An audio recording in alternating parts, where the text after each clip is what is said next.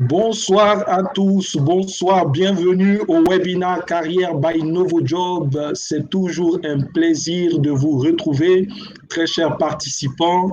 Nous sommes très heureux cet après-midi de nous retrouver encore pour échanger sur des problématiques de gestion de carrière et l'espace des webinaires carrière by NovoJob est, je pense, une solution pour vous permettre d'améliorer encore votre employabilité. Et cet après-midi, nous allons débattre de réorientation professionnelle, l'heure du bilan de compétences. Nous sommes avec un professionnel RH que je vais présenter tout à l'heure. Merci d'être présent, merci pour votre fidélité. Comme vous le savez, on aura deux moments forts dans ce webinaire. Le temps où notre intervenant va présenter le thème, va dérouler le thème, et après, nous allons nous retrouver pour la séance des questions-réponses. Alors, je sais que c'est un sujet très, très intéressant et d'actualité. Je vais vous demander d'être vraiment concentré, de pouvoir laisser vos questions au fur et à mesure sur le chat pour que, après, nous puissions, sur l'onglet questions, pas sur le chat, mais plutôt sur l'onglet questions, afin que nous puissions les retrouver facilement. Bonsoir à tous et très bienvenue à ce webinaire et on espère que vous allez passer un très bon moment. Alors, sans plus tarder, notre intervenant avec nous, Brice Kendo, bonsoir. Bonsoir Marus, bonsoir chers participants. Très heureux d'être dans ce webinaire avec vous pour cette séance d'échange, on va dire. Super, super. Alors, c'est nous qui sommes très heureux. Merci pour votre temps et merci de permettre de développer ce thème que je suis intéresse plus d'un. Alors, chers participants, avant de laisser la scène, je vais présenter un tout petit peu notre intervenant afin qu'on se connaisse un peu mieux. Alors, spécialiste RH qui a passé plusieurs années au Sénégal, Brice Kendo a eu plusieurs aventures diverses. Il a été consultant en management des organisations et stratégies d'entreprise, directeur des opérations d'une HR Tech, New Skills Accelerator, puis cofondeur de Afri Studies, un cabinet d'orientation académique et professionnelle. Il s'intéresse progressivement au capital humain dans les entreprises, se fait former, capitalise sur ses expériences précédentes et se lance dans le conseil en management de talent pour les startups et les PME. Il revient au Togo, son pays d'origine, en 2019 pour intégrer le cabinet Afrique Search en tant que consultant RH. En janvier 2020, il se lance dans l'aventure entrepreneuriale en s'associant avec un autre expert RH pour créer Optimum Partners, un cabinet conseil et d'expertise RH. Il intervient sur des missions de headhunting et de conseil en management de talent. Merci d'accueillir Brice Kendo. Merci encore infiniment, Brice, d'être avec nous. Alors, rapidement, pourquoi, je sais que vous avez ce bagage, je sens le consultant, je sens vraiment le consultant dans votre parcours. Et ça me réjouit parce que je pense que nos participants auront beaucoup d'orientation, beaucoup de conseils, puisque c'est vraiment ça votre métier. Mais pouvez-vous nous dire pourquoi vous avez choisi exactement ce thème de parler de réorientation professionnelle? Merci déjà à NovoJob qui fait tout ce travail-là, qui permet d'avoir un cadre d'échange. Et pour nous aussi, en même temps, c'est l'occasion de partager le peu de connaissances qu'on a et avec les autres et de recevoir également de tout le monde. Donc, merci à toute l'équipe derrière. Merci à toi, Marus, spécialement. Et ce thème, en fait, je pense que c'est vraiment contextuel. À l'heure où on parle de la crise, depuis un moment, toutes les entreprises sont touchées partout dans le monde. Il y a des entreprises qui sont touchées. Et, il y a des gens qui sont vus au chômage du jour au lendemain à cause de cette crise. Il y a des gens qui se sont vus d'autres compétences qu'ils n'avaient pas. Le monde du travail a été repensé dans sa globalité. Et chacun de nous, en fait, a su vraiment qu'on pouvait travailler autrement. À part cette crise, même, il y a cette, on va dire, il y a ce besoin des gens de pouvoir se réorienter, de pouvoir Ouais. connaître leurs compétences. En Afrique, je pense qu'on a un problème d'orientation à la base. Je l'ai fait pendant 5 ans et je sais que c'est un problème récurrent depuis post-bac. Donc, on n'a pas le sens de l'orientation. On choisit une filière comme ça parce que le parent a dit, parce qu'il y a mon oncle qui a dit. Et à la fin, on se retrouve dans un métier qu'on n'aime pas ou un métier où on ne s'éclate pas. On ne sait pas ce qu'on fait là. Et c'est après avoir passé 5 ans, 10 ans dans une boîte, qu'on se rend compte que ce métier-là n'est pas fait pour moi. Qu'est-ce que je dois faire pour changer de métier? Donc, en tout cas, on va parcourir un peu les causes OK. qui amènent les gens à se poser des questions sur leur reconversion professionnelle. Donc, Super. c'était une compétence, reconversion professionnelle, donc le bilan de compétences qui permet de on va le définir, Ça marche. qui rentre vraiment dans le contexte actuel. Voilà. Ça marche. Alors, chers participants, soyez vraiment scotchés. L'idée, c'est qu'au sortir de ce webinaire, tous ceux qui ont vraiment l'idée de changer de carrière, de pouvoir se réorienter sur un autre métier, puissent avoir les outils nécessaires, puissent avoir les pistes pour le faire et ne se disent pas que, voilà, je ne suis pas content dans la fonction, dans le métier que j'exerce et c'est fini, je ne peux rien faire. Il y a une possibilité, il y a toujours une porte de sortie. Il faut savoir juste comment la prendre. Et Brice Tiendo va nous aider ce soir afin de pouvoir emprunter cette autre possibilité qui s'offre à nous. Alors, pour pouvoir entrer vraiment dans ce webinaire, puisque je vous ai dit, notre invité, c'est un consultant, il va vous apporter des solutions pratiques, j'ose l'espérer et je l'espère pour le titiller. Alors, on aimerait avoir un feedback de vous. Alors, à vos claviers, on va lancer plusieurs questions, plusieurs sondages pour que vous nous donniez des tendances. Alors, je m'apprête bien sûr à lancer la première question. Donc, j'espère que vous allez répondre assez rapidement. Alors, la première question, c'est êtes-vous heureux dans votre fonction actuelle? Deux options, oui et non. Voilà. Êtes-vous heureux dans votre fonction actuelle? Oui et non. Alors, pour le moment, on est sur une parité. 50-50 des répondants.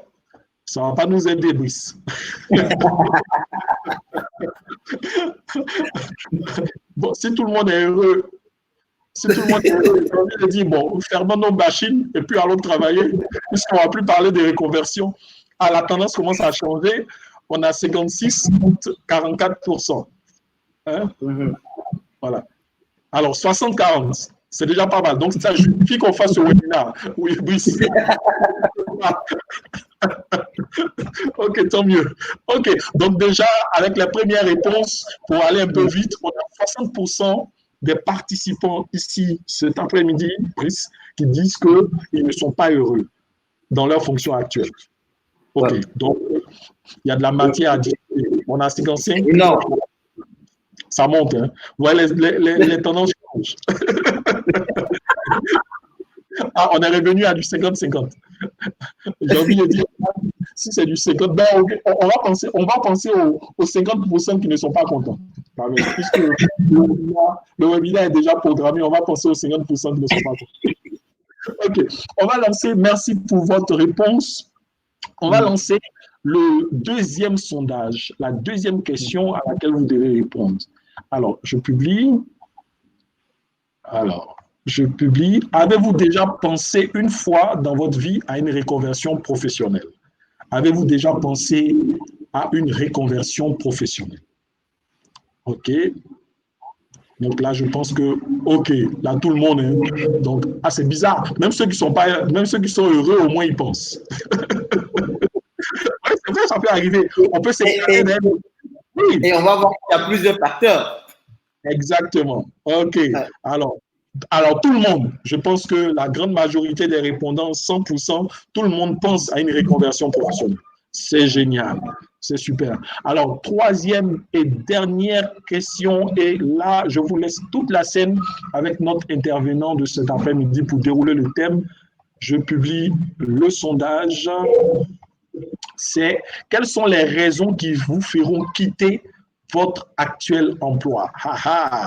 Ça, c'est vrai. Une chose est de rêver, mais une autre est de passer à l'action. Donc, quelles sont les raisons qui vous feront quitter votre actuel emploi pour vous lancer vraiment dans cette reconversion?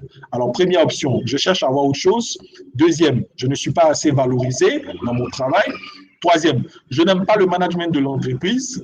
Quatrième, je cherche d'autres challenges. Et cinquième, autre. Alors, n'hésitez pas, même si vous voulez, vous pouvez cliquer sur je n'aime pas le management de l'entreprise. Votre patron ne verra pas que c'est vous, même s'il est connecté. Les votes sont anonymes.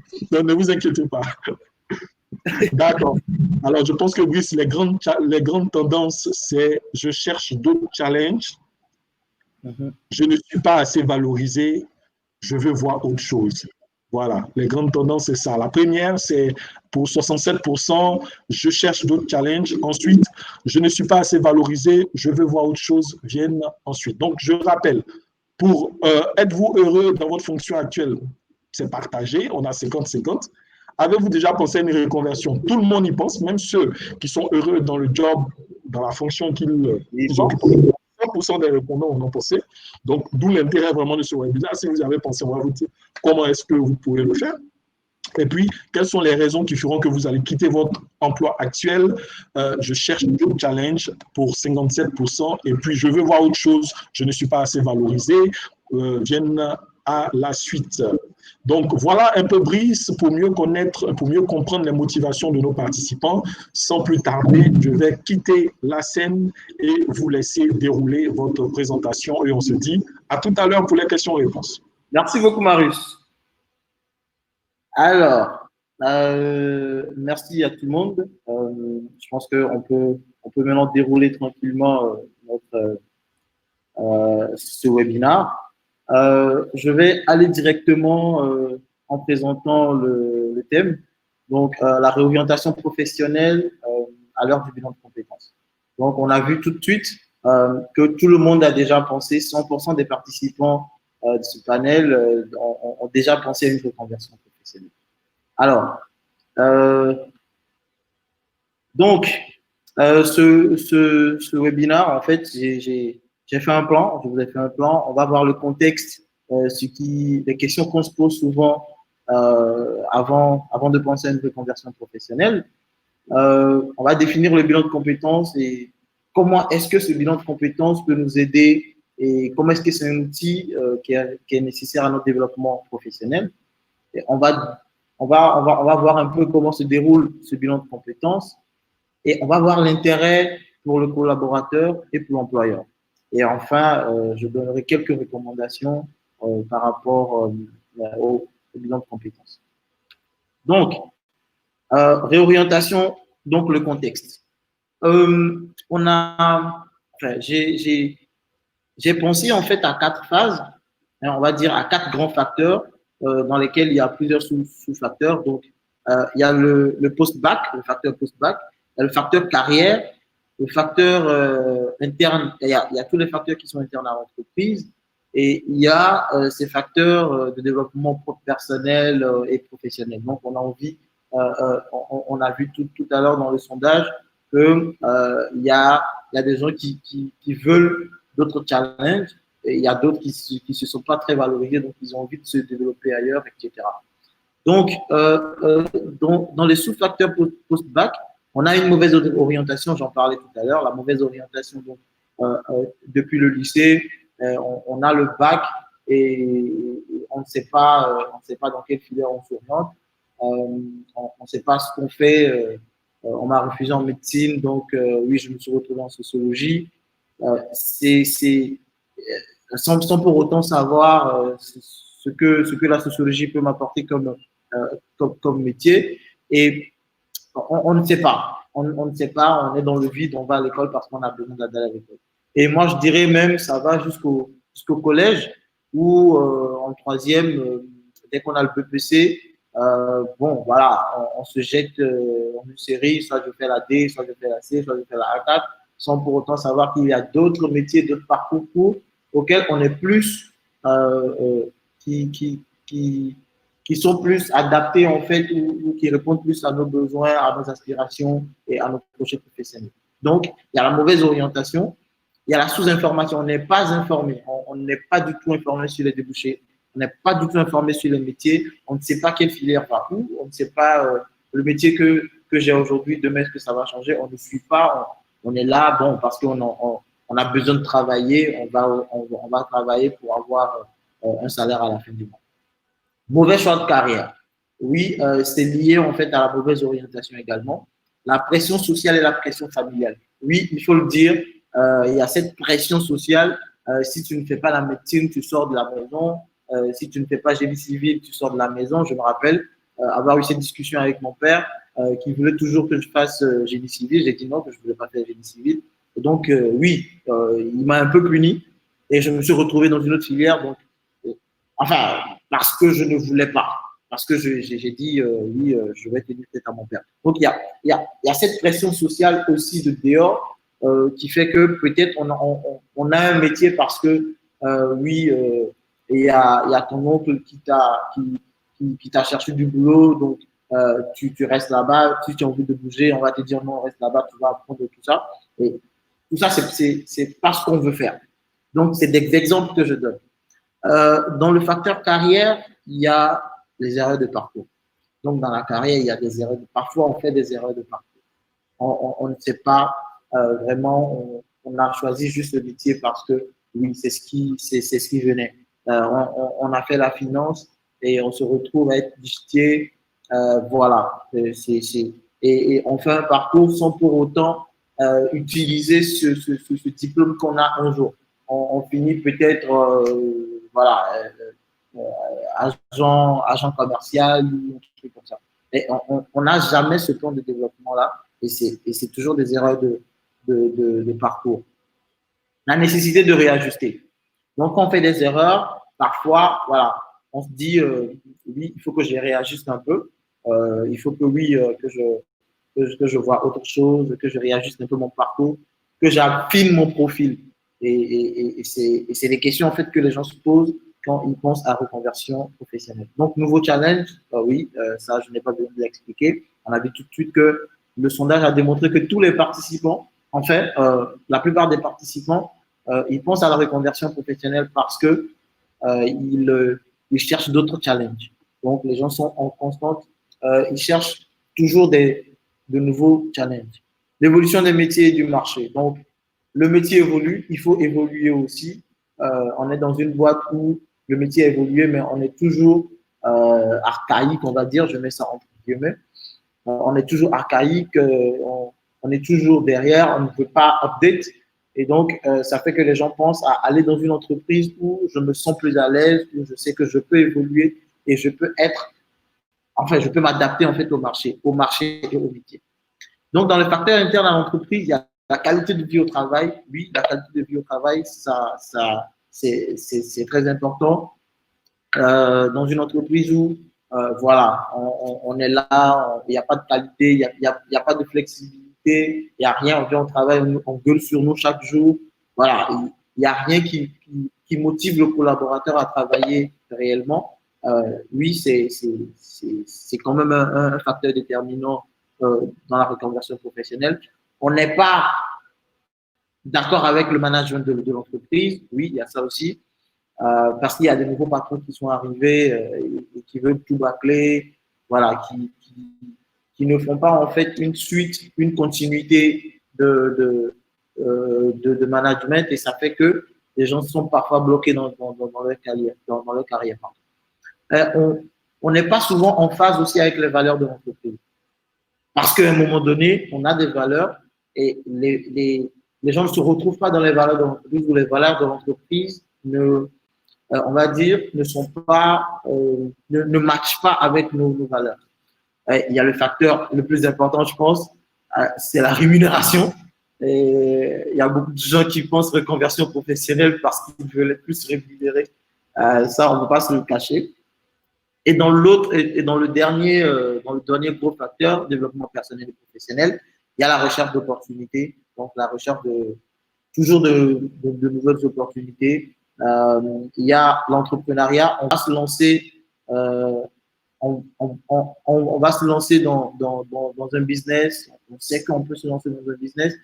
Ça aussi, c'est une reconversion. Enfin, c'est un facteur de reconversion professionnelle. Le work-life balance. Donc, pour ceux qui ne vont pas comprendre, c'est l'équilibre vie professionnelle et vie sociale. Donc, il y a cet équilibre-là qu'on recherche souvent. Donc, est-ce que le job que j'ai, est-ce que ça me permet d'avoir cet équilibre-là? Est-ce que le job ne me prend pas plus de temps que ma famille? Est-ce que, est-ce que ma famille ne prend pas plus de temps que le job? Donc, il faut avoir cet équilibre-là. Et les gens sont en constante recherche de cet équilibre. Donc, on recherche toujours la flexibilité, la souplesse. Aujourd'hui, oui, c'est important.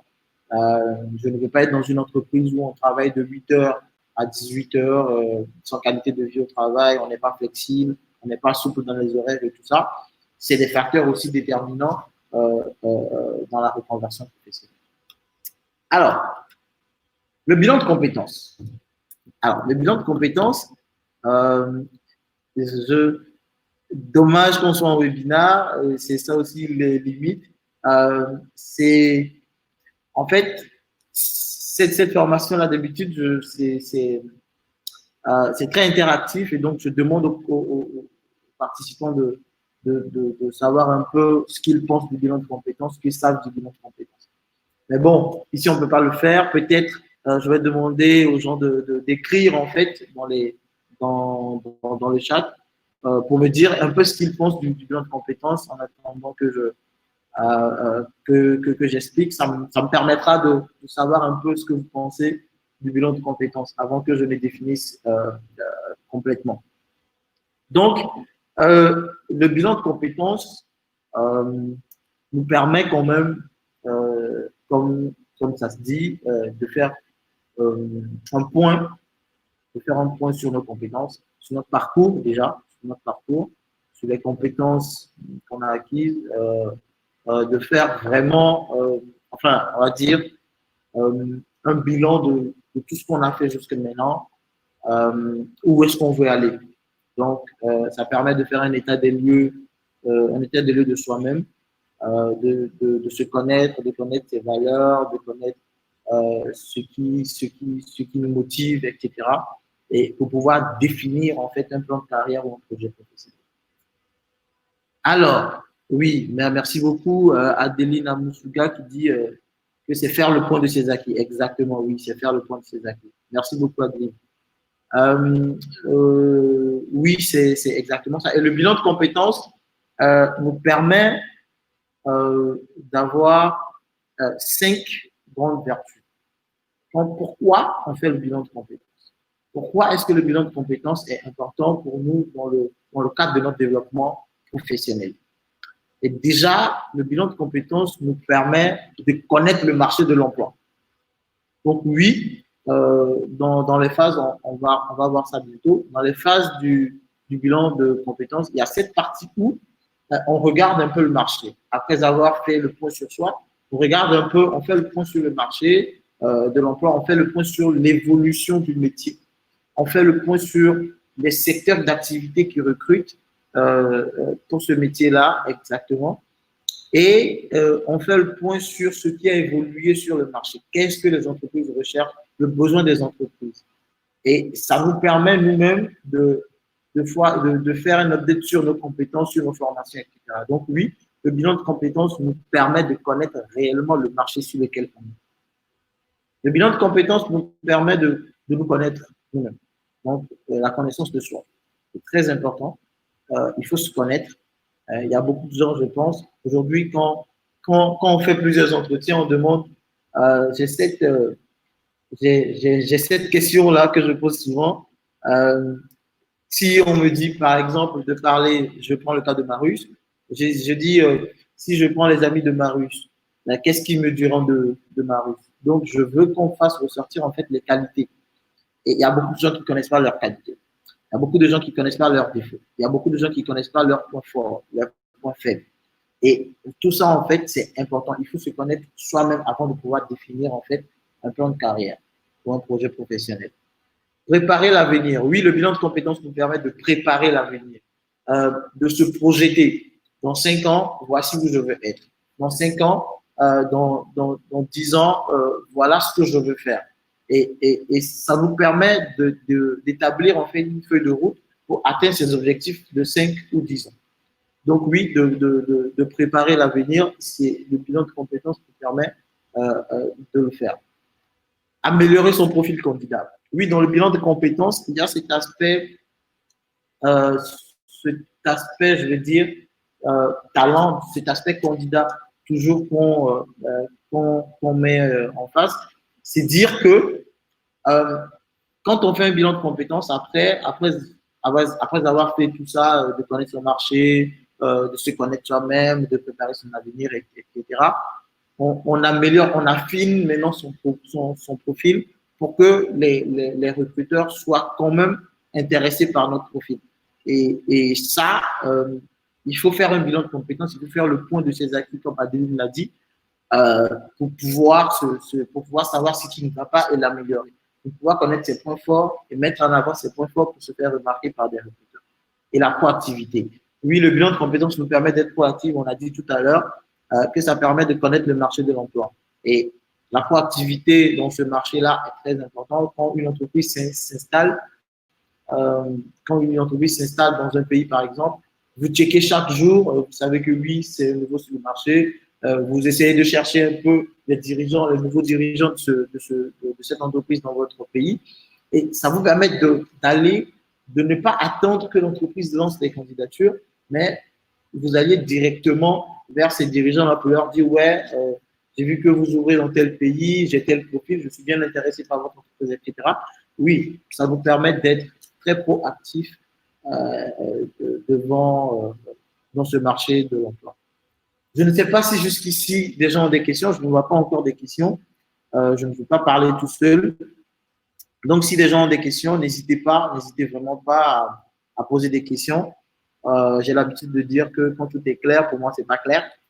Donc, ou soit c'est moi qui fais mal la présentation.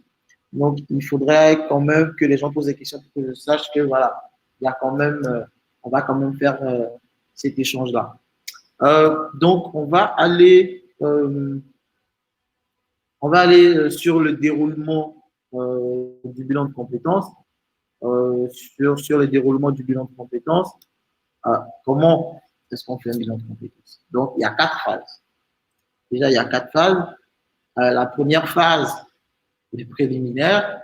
Donc, ça permet, j'ai l'habitude d'appeler cette phase, enfin, à dire, c'est dans le BTP qu'on utilise ce terme-là, le terrassage. Voilà. On fait le terrassage, en fait, on met tout à plat. Et donc, ça permet entre le consultant ou le consultant et le candidat de faire un état des lieux, d'informer sur le déroulement du bilan de compétences, d'expliquer le bilan de compétences, les méthodes et les techniques qui vont être utilisées et de définir votre besoin. Quelqu'un qui a 10 ans d'expérience n'a pas les mêmes besoins que quelqu'un qui a 5 ans d'expérience. Quelqu'un qui est à la recherche d'un autre emploi, d'un autre challenge, n'a pas forcément les mêmes besoins que quelqu'un qui est en train de se reconvertir dans l'entrepreneuriat. Donc, il y a ces différents besoins-là qu'on essaie d'identifier d'abord avant d'établir un programme de toutes les étapes qui vont contenir votre accompagnement. Et maintenant, on confirme l'engagement voilà, avec, voilà, ça peut être une convention juste qu'on signe et ça nous permet quand même on va dire, c'est pas contraignant, mais ça confirme l'engagement, comme c'est écrit ici, pour la confirmation de l'engagement du candidat. La deuxième phase, c'est l'investigation.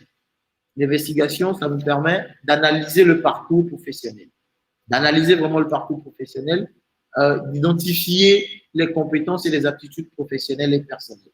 Il y a des méthodes pour faire ça. L'auto-évaluation. L'auto-évaluation nous permet quand même de nous connaître nous-mêmes, d'identifier nos compétences.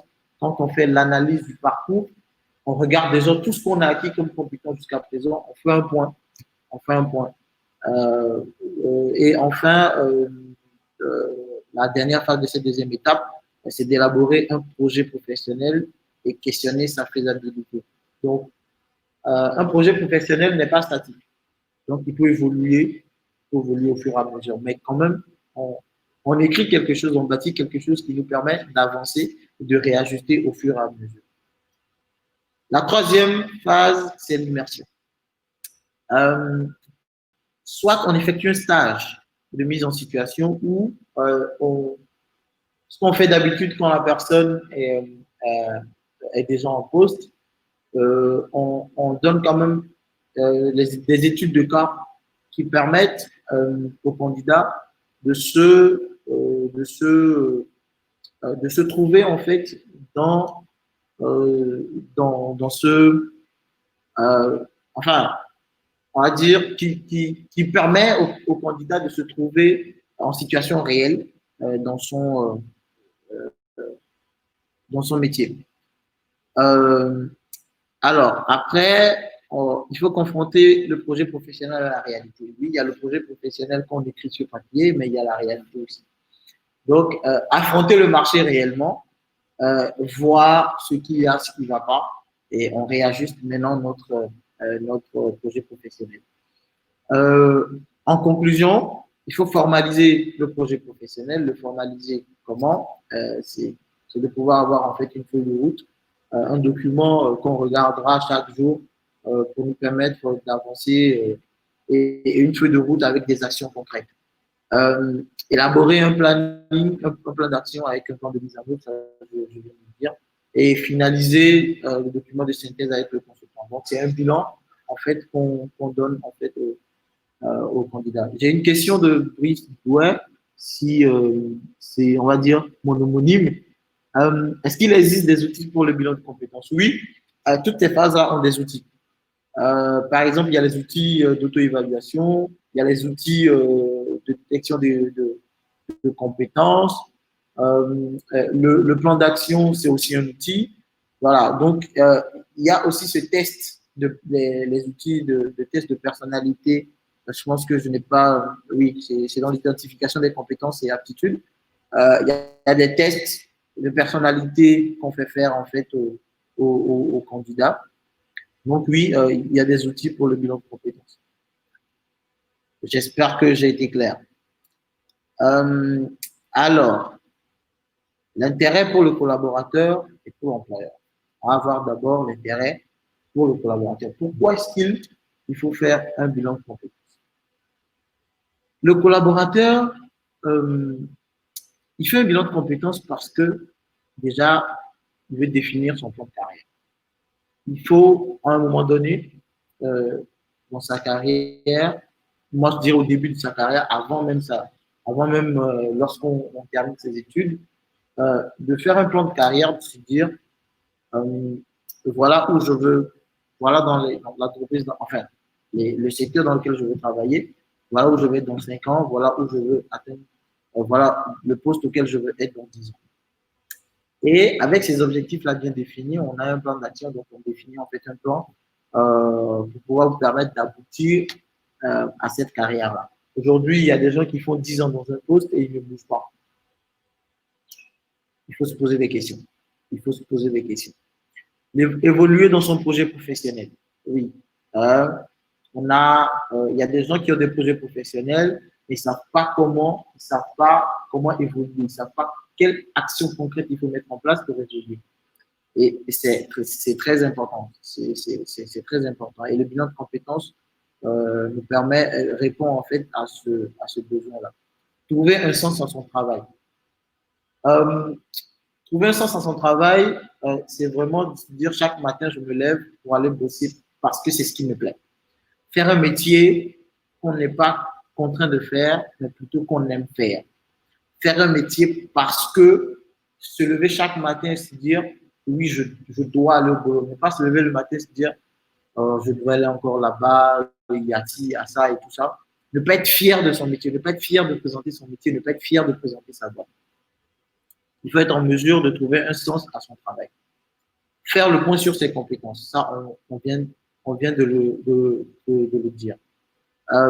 Découvrir ses atouts et son potentiel. Oui, on l'a aussi dit précédemment. Donc, ça permet quand même de se découvrir soi-même, de découvrir qu'on a des atouts, de découvrir que, oui, on est quand même bon dans la finance, donc on peut évoluer dans la finance, on est bon dans les BTP, on est bon dans n'importe quoi et on peut évoluer, on peut évoluer dans ça, mais on est à une place où on a un emploi qui ne nous permet pas d'évoluer. Donc, le bilan de compétences vous permet de faire le point de ses atouts, de son potentiel et de pouvoir se projeter dans l'avenir. Donc, de définir, de développer un plan de développement, de définir, de valider un plan de développement individuel. Donc, on l'a dit, ça nous permet quand même de pouvoir se développer. Un homme, en tout cas, avec grand âge, veut toujours se développer, veut toujours aller de l'avant.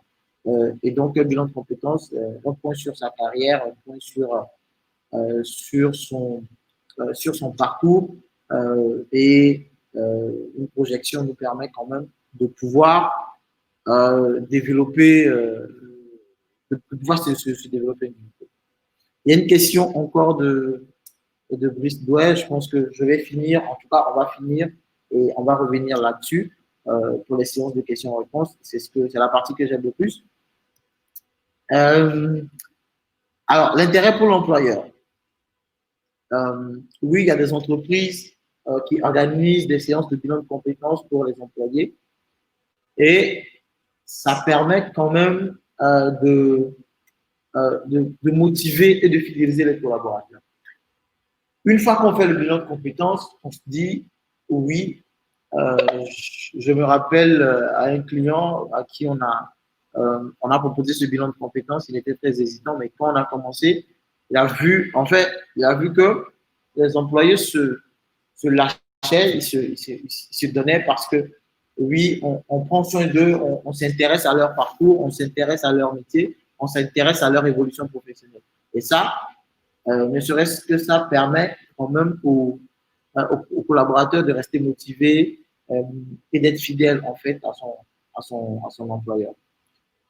Vérifier l'adéquation d'un collaborateur à un poste. Donc, souvent dans le cadre des promotions en interne et tout ça, on fait un bilan de compétences pour voir si vraiment le collaborateur il match avec le poste.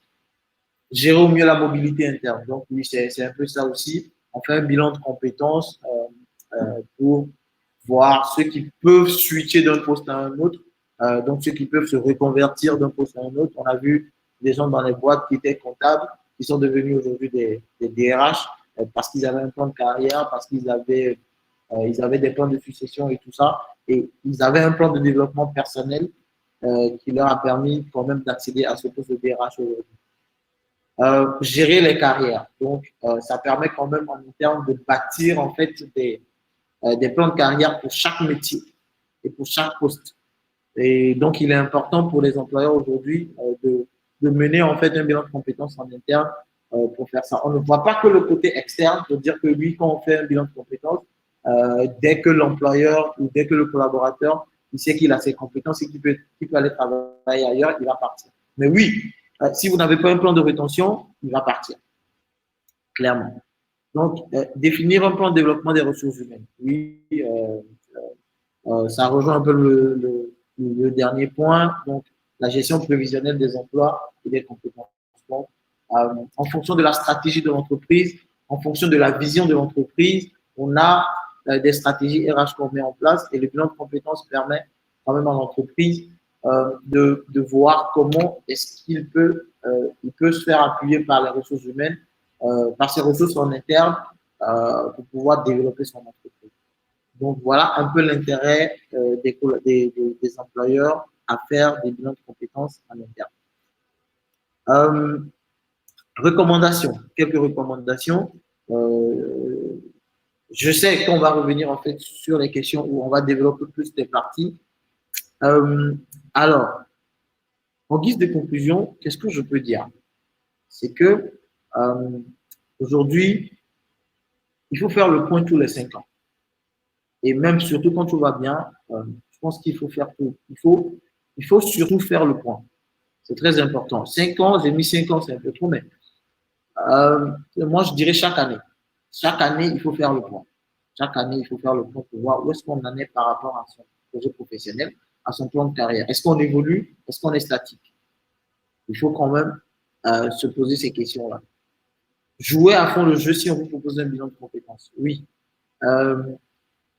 Quand on vous propose un bilan de compétences ou quand on veut s'entretenir avec vous pour un bilan de compétences, soyez à la disposition, soyez ouvert, ne soyez pas fermé pour que le consultant puisse détecter en fait ce dont vous avez besoin pour votre réorientation. Si vous avez besoin d'une réorientation, que vous allez voir un consultant, ça permet quand même, il faut être ouvert. Hein?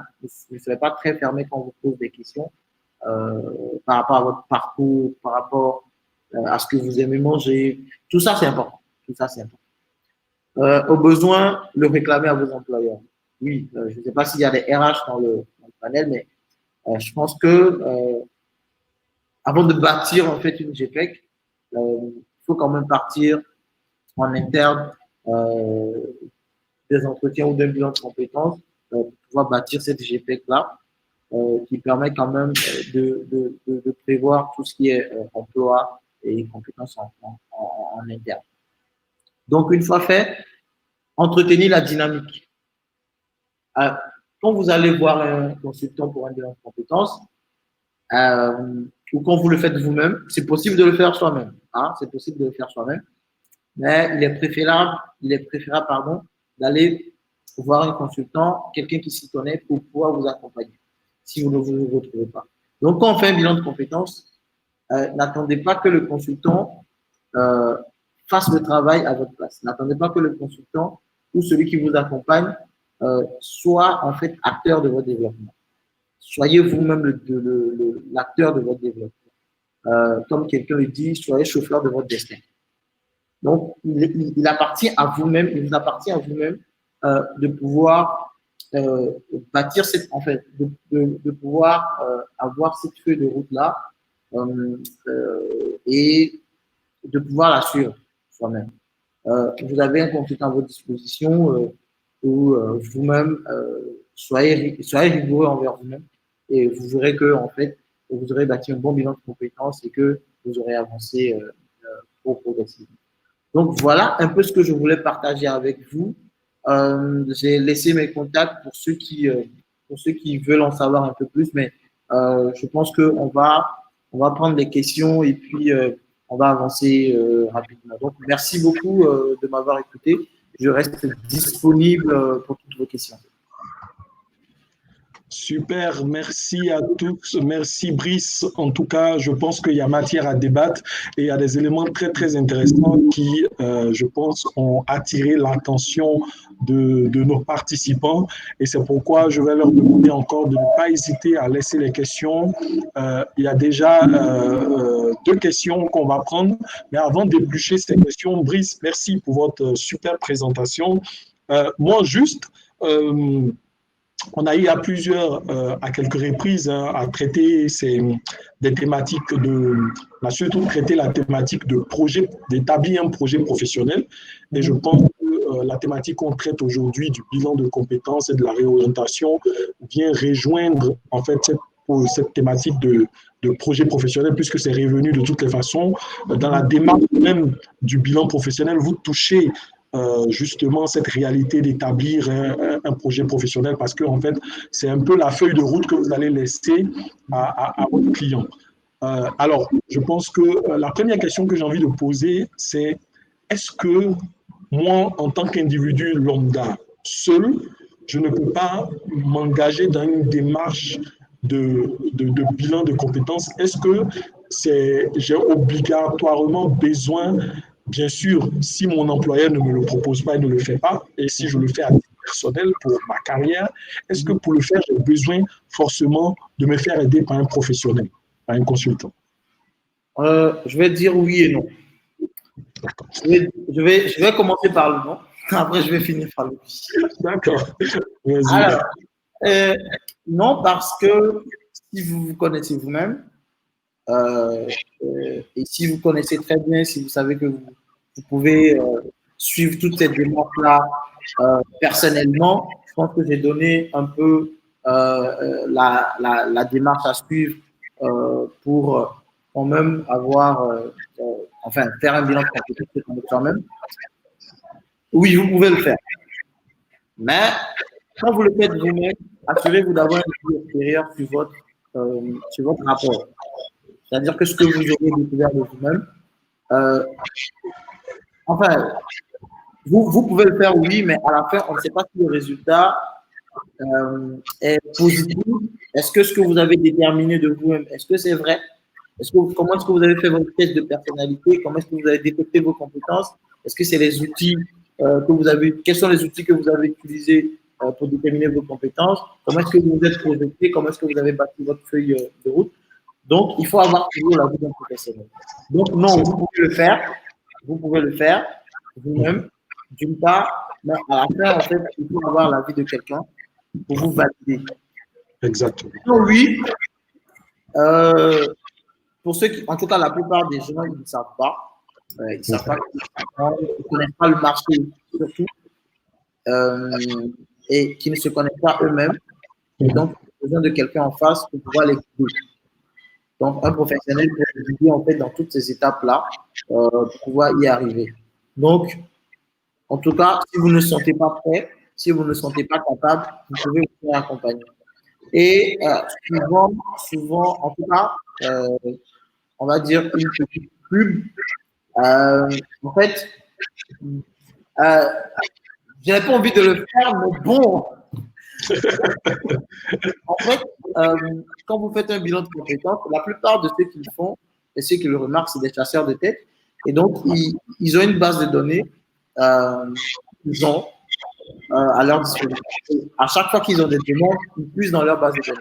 Et ils savent qu'ils ont accompagné telle personne, donc il a ces compétences-là, ils connaissent, et donc ils vont pas hésiter en fait à le recommander pour un poste.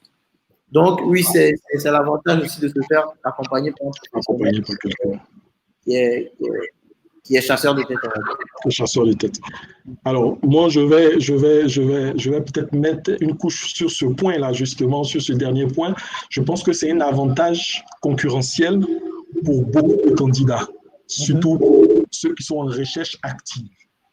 Parce que, comme Brice vient de le dire, quand vous avez travaillé avec un consultant et que vous avez travaillé vraiment sur ce bilan de compétences, il vous connaît mieux, non seulement il peut vous conseiller par rapport à la réorientation, mais ayant un aperçu un peu plus profond de votre profil, et puisque lui, je pense, il est au parfum vraiment des différentes opportunités parce qu'on le consulte très souvent pour lui demander justement de proposer des profils, vous avez encore une force, une chance de plus à votre arc pour que vous soyez proposé pour un futur poste. Donc, moi, je prêche pour la chapelle, en fait, des consultants, puisque c'est notre métier. Voilà, donc, n'hésitez pas, en tout cas, à recourir à des consultants RH en externe, justement, pour vous accompagner dans cette démarche. Alors, peut-être, on pourrait dire, vous pourrez le faire vous-même, mais Brice l'a dit, chaque année, vous devez vraiment faire un bilan, faire un aperçu de comment est-ce que vous évoluez. Peut-être ce qu'il faudrait faire pour la première fois que vous faites cette démarche, faites-vous accompagner vraiment par un professionnel. Et puis, si vous voulez, après, quand le projet professionnel sera établi, sera validé, peut-être chaque année, vous pourriez vous-même peut-être faire cette démarche, vous-même, à titre de bilan pour voir si vous êtes sur les bons rails, sans avoir à chaque fois avoir besoin de recourir à un professionnel pour le faire. Donc ça, c'est peut-être la précision que j'aimerais ajouter. Juste avant de prendre les questions, moi, j'aimerais aussi poser une autre interrogation qui est fondamentale et Brice, tu l'as relevé dans ton intervention. Souvent, quand on intervient dans les entreprises pour le bilan de compétences, il y a des difficultés par rapport à la participation pleine et entière des staffs parce que justement, les gens pensent que c'est soit un audit, j'ai même pas envie de dire audit parce qu'audit même encore, c'est pas coercitif, mais il y a cette connotation en fait coercitive et on pense que peut-être on cherche des noises pour les renvoyer. Si vous voyez la chose comme ça, c'est mal parti. Parce que moi, je pense que non seulement peut-être que les RH eux-mêmes, ils doivent bien expliquer la démarche au staff, et puis c'est important aussi que les staffs comprennent que en fait, le consultant, il est là pour venir vous aider, pour venir vous permettre de faire le meilleur choix possible. Et pour cela, il faut qu'il puisse vous conseiller, justement, il faut qu'il ait les bonnes informations pour vous donner les bons conseils, pour vous donner, pour que vous puissiez avoir les meilleures options et que vous puissiez faire le choix après adéquat. Mais si cette démarche-là est considérée peut-être comme on est en train de me chercher des noises pour trouver l'argument, pour invoquer la faute voulue de me renvoyer, c'est très mal parti. C'est très mal parti. Bon, là aussi, en même temps, je titille un peu mes collègues, hein, les RH en entreprise. C'est peut-être parce que aussi cette démarche n'est pas très fréquente et n'est pas très commune qu'il y a beaucoup d'appréhension autour de ça. Donc, Brice, est-ce que vous pouvez peut-être mettre une couche sur ça et préciser un peu les choses dans ce sens-là? Alors, oui, merci déjà de revenir sur ce point-là. On rencontre souvent ces difficultés. Enfin, je pense que tu as donné la cause. C'est parce que la démarche n'est pas expliquée à la base. Si la démarche est dans une stratégie, si la démarche a été construite en fait avec les collaborateurs, il n'y a pas d'ambiguïté. Enfin, il n'y aurait pas de confrontation ou de gens qui vont dire non, je ne veux pas faire, ou qui auront cette idée de la chose.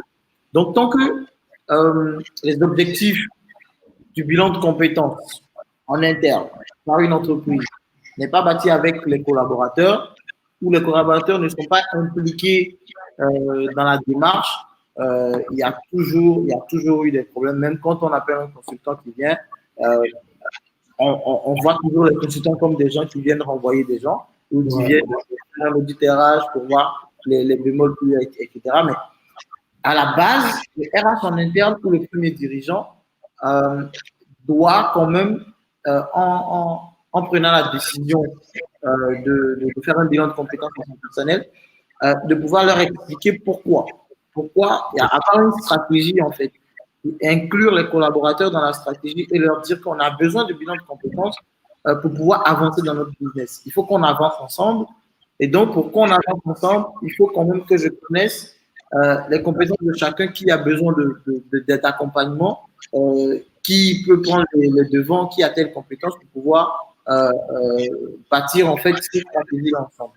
Tant qu'il n'y a pas cette approche-là, il y a toujours des problèmes quand on vient pour faire un bilan de compétences. C'est aussi aux consultants,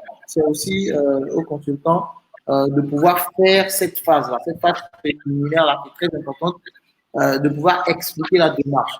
On ne fait pas un bilan de compétences, on n'accepte pas un bilan de compétences, une mission de bilan de compétences parce que oui, on a besoin de tout. On accepte un bilan de compétences parce que vous savez que l'entreprise a une stratégie, l'entreprise a une vision et c'est dans la tête des objectifs de l'entreprise que l'entreprise veut un bilan de compétences pour son personnel. Donc, ça s'inscrit dans cette démarche-là et c'est aux consultants maintenant aussi avec la direction générale de pouvoir expliquer clairement aux collaborateurs. Ok, super. Alors, Brice Douai, on va prendre la seconde question de Brice Douai. Brice, merci d'être vraiment très actif cet après-midi. Alors, il demande, est-ce que c'est possible de faire une réorientation dans la même boîte? Oui, la réorientation ou la reconversion, oui, dans la même boîte. J'ai parlé tout à l'heure d'un comptable qui est passé DRH. Oui, c'est tout à fait possible. Ça dépend de ce que vous voyez dans le poste, ça dépend de vos aspirations et tout ça. Il y a des gens qui vont voir un DRH qui est bien habillé, comme quelqu'un que je connais bien, qui est dans ce webinaire, qui s'habille bien, et voilà, où les gens vont s'identifier à lui, ils vont dire je veux être comme lui, je veux faire son métier. Il y a des gens qui bâtissent en fait juste un plan de carrière pour pouvoir atteindre ce métier-là. Et s'ils s'y sentent bien, ils restent. Donc oui, dans la même boîte, quitter d'un poste d'agent de sécurité à agent commercial, c'est possible. Quitter d'un poste de comptable à DRH, c'est possible. Quitter d'un poste de stagiaire à DG, c'est possible. Super. Alors, on va aller un peu vite parce qu'on est en train d'être pris par le temps. Evelyne Cano demande, est-ce que c'est possible de se réorienter vers une profession pour laquelle nous n'avons pas de formation, mais où nous avons acquis des compétences au cours de notre vie professionnelle? Alors, je vais dire, la formation n'est pas un point important. Parce que si vous avez déjà la compétence, même si oui, des fois on se forme petit à petit, mais pas une formation diplômante, on peut faire des certificats. On peut faire des certificats pour compléter un peu ses compétences ou ses expériences afin d'évoluer un peu. J'ai envie de dire, si vous avez la compétence et que vous avancez petit à petit dans votre carrière, oui, on peut se reconvertir. On peut chercher en fait à voir comment est-ce qu'il faut évoluer progressivement vers ce métier-là. Et tout ça, ça se met en fait dans le plan d'action que vous allez faire. Tout est possible. Tout est possible. Super. Alors, j'aimerais aussi peut-être faire une nuance aussi pour que on ne s'écarte pas. Là, c'est vrai qu'on a associé l'idée de bilan de compétences à la reconversion professionnelle, mais quand on fait un bilan de compétences, ce n'est pas forcément aussi qu'il doit s'en suivre une reconversion professionnelle. Oui. Voilà. Vous restez dans votre fonction actuelle, dans votre métier, et puis on peut vous orienter vers soit du coaching, ou bien soit de la formation, ou bien même ça peut être une occasion de dire au management, ben, écoutez, revoyez tel aspect pour pouvoir permettre à cet élément de sortir ce qu'il y a en lui. Donc voilà, Brice, je suis sûr que peut-être vous avez déjà trouvé ces situations-là, ou peut-être la personne vient, s'engage dans cette démarche, vous consulte parce qu'il a envie de changer de carrière, mais au final, quand vous suivez les 4 étapes que vous avez données dans la démarche, il peut arriver que vous puissiez même consolider même son projet professionnel autour de la fonction dans laquelle il est déjà. Exactement. Oui, je vais renchérir en disant, oui, c'est pas. Merci déjà de lever cet équivoque-là. On ne fait pas un bilan de compétences toujours pour se réorienter. On fait un bilan de compétences parce qu'on a envie de faire le point de tout ce qu'on a acquis et de voir où on veut aller. Je prends l'exemple des RH, quelqu'un qui est toujours dans l'administration du personnel, il peut toujours évoluer vers un métier de management de talent. Donc, il va vers un autre aspect des RH, mais qui est toujours dans le métier des ressources humaines. Donc, il peut faire un bilan de compétences, savoir ce qu'il peut capitaliser dans tout ce qu'il a fait et maintenant pouvoir avancer dans son plan de carrière.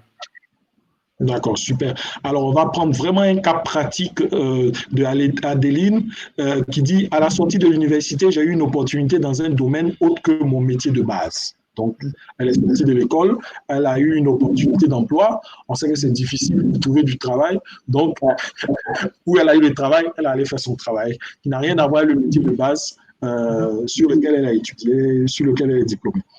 Elle y est depuis 4 ans. Ensuite, elle veut retourner maintenant à son métier de base, c'est-à-dire ce pourquoi elle a eu une formation. Elle a eu un diplôme par rapport à la formation qu'elle a faite. N'ayant pas d'expérience, comment puis-je convaincre une entreprise de m'engager? Sur quel point dois-je m'accentuer? Alors, il y a 2 points. Si l'entreprise dans laquelle tu travailles, il y a ce métier de la formation que tu as fait, il faudra commencer d'abord là-bas. Il faudra commencer par l'entreprise elle-même. Pouvoir évoluer petit à petit. Donc, t'intéresser plus au métier, pratiquer un peu le métier avant de vouloir aller dans une autre entreprise. Maintenant, si l'entreprise dans laquelle tu es, enfin, si l'entreprise dans laquelle vous êtes n'a pas ces métiers-là, il faudra vous-même vous lancer. C'est-à-dire que vous lancez en aidant, moi, je dis ce que j'ai fait, en aidant progressivement des petites entreprises dans ce métier-là, si c'est possible. Aujourd'hui, on a plusieurs PME, on a plusieurs startups qui évoluent et qui ont certainement des métiers ou qui ont ce métier-là que vous avez appris à l'école en formation.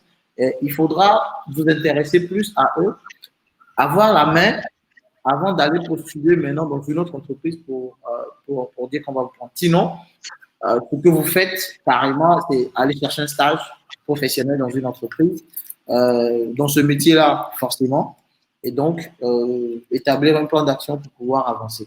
Et tout ça, c'est possible si vous vous y engagez et que vous voulez réellement avancer dans dans votre carrière. Donc voilà un peu ce que je peux dire de manière amassée, mais on pourra en discuter largement, Adeline, par rapport à ton cas. Donc, je vais laisser, mais je pense que elle a posé aussi deux questions. Bon, enfin, elle est un peu active. Donc, je peux en discuter avec vous rapidement. J'ai laissé mes contacts, donc vous pouvez me contacter et on va en parler. D'accord. Super. Peut-être moi, ce que je pourrais apporter comme élément aussi par rapport au cas de Adeline, aujourd'hui, il faut bien comprendre en fait c'est que le recrutement. Dans le recrutement, vraiment, le recrutement a tellement évolué aujourd'hui que j'ai envie même de dire, c'est avant peut-être on pouvait recruter sur la base du diplôme.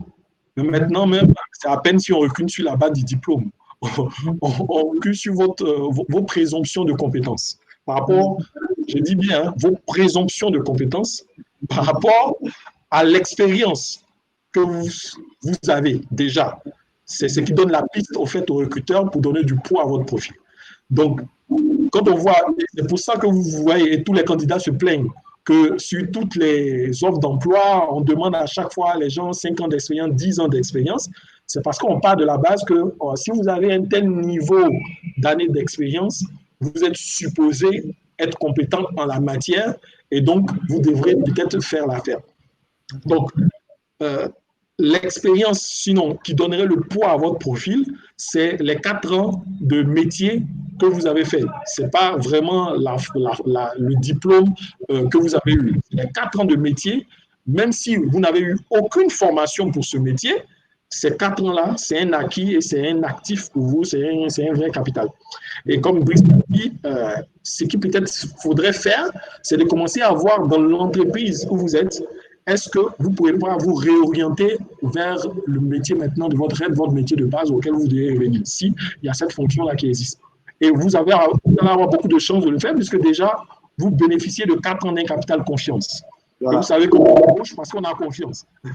Donc déjà, même si vous n'êtes pas update par rapport à l'évolution de ce métier, parce que maintenant on sait que les compétences dures, les hard skills, la durée de vie, c'est maximum 5 ans. Peut-être que vous êtes un peu dépassé par rapport à la formation que vous avez faite, mais au moins du fait qu'on ait confiance en vous et que vous avez pu rester dans cette entreprise durant 4 ans, vous avez beaucoup de chance, dans ce même contexte, dans cette entreprise ou dans ce même groupe, de pouvoir avoir un poste sur lequel vous n'avez même pas une autre expérience. Maintenant, si vous tentez l'aventure et aller carrément faire une réorientation, un virage vraiment 190 et changer complètement d'entreprise et de métier, ce qu'on vous conseillerait, c'est d'aller vraiment progressivement, d'étoffer un peu plus votre expérience maintenant dans ce métier-là, avec des consultances, avec des expériences parallèles, pour peut-être vous remettre un peu plus dans le bain. J'ajouterais un autre aspect, peut-être avoir un peu plus de connexion aussi avec vos pairs dans ce nouveau métier, peut-être, parce que là, vous avez fait un autre métier pendant 4 ans, vous n'avez pas peut-être de connexion avec vos pairs, avec vos confrères, donc peut-être c'est de reprendre cette connexion-là, reprendre le contact avec des gens qui ont autorité dans ce métier-là, des experts, vous refrotter à eux, chercher peut-être leur mentoring, et peut-être quand vous aurez fini ces 2 phases, maintenant peut-être aller à la recherche de cette nouvelle opportunité qui va vous faire concrétiser votre orientation. Voilà, si peut-être vous opérez dans ce sens, ça pourrait aller sans trop de risques. Voilà. Alors, on va prendre la dernière question et je pense que les 2 dernières questions se rejoignent. Quel est le poids d'un certificat de formation dans le choix d'un profil? Comment je peux faire prendre en considération des diplômes que j'ai acquis personnellement par mon RH en entreprise. Donc, je pense que les 2 questions, on peut les rassembler, on peut les regrouper ensemble. Certificat professionnel vs diplôme. ou bien si on est en entreprise et qu'on a fait des séminaires, des stages en interne ou bien des formations, est-ce qu'on peut mettre ça au compte de notre, j'ai envie de dire, bagage de compétences? Alors, le poids de certificat. Déjà, un certificat, c'est très bien. C'est très bien. Un certificat, comme on le sait, ça permet d'acquérir en fait la compétence technique directement. Et ça a un poids. Ça a toujours un poids. Ça a toujours un poids dans le CV. On se dit, quelqu'un qui a fait un certificat, ça démontre qu'il a eu la formation, ça démontre qu'il peut faire, qu'il a la compétence métier et qu'il peut arriver en fait à le faire. Mais au-delà de ce certificat-là, il faut pratiquer. Sans la pratique, ce certificat, ça ne vaut pas en fait. Quelqu'un qui a fait je prends un exemple, quelqu'un qui a fait un PMP et qui n'a pas exercé vraiment dans la gestion de projet, ou qui n'a pas intégré la gestion de projet dans ses expériences professionnelles, je ne vois pas trop pourquoi est-ce que je vais l'engager en tant que coordonnateur de projet ou chef de projet sur un truc, même s'il a un certificat PMP.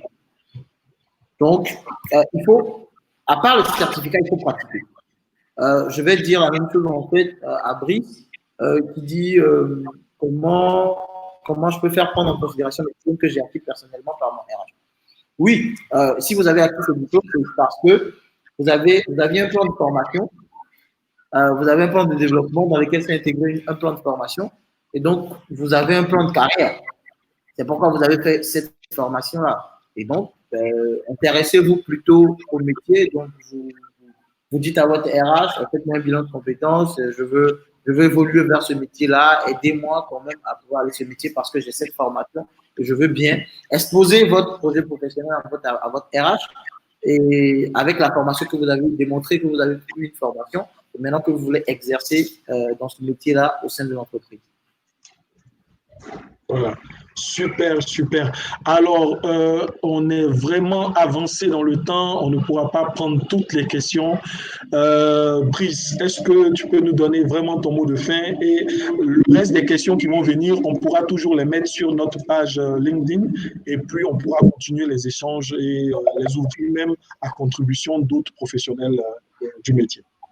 Ouais. Donc, Brice, merci beaucoup, Marius. Je vais remercier d'abord ceux qui sont restés jusqu'à la fin de ce webinaire. Ça fait plaisir. Avec toutes les questions que j'ai eues, ça me rassure. Ça me rassure que oui, le bilan de enfin, ce thème intéresse plus d'un. Et je vais dire que je suis ouvert. Je suis ouvert pour toutes vos questions. Vous avez le numéro du cabinet, vous avez les mails. Vous pouvez nous retrouver sur toutes nos pages et poser vos questions. On pourra avoir un call et en discuter librement. C'est notre travail. J'aime bien le faire. Et donc, oui. Merci à tout le monde. Merci aussi à Marius. Super, merci à toi Brice, merci à vous très chers participants fidèles des webinaires Carrière by Novo Job. Alors nous nous donnons rendez-vous dans 2 semaines pour une autre thématique. D'ici là, portez-vous bien, respectez les gestes barrières et puis on se dit à 15 jours. Au revoir. Au revoir.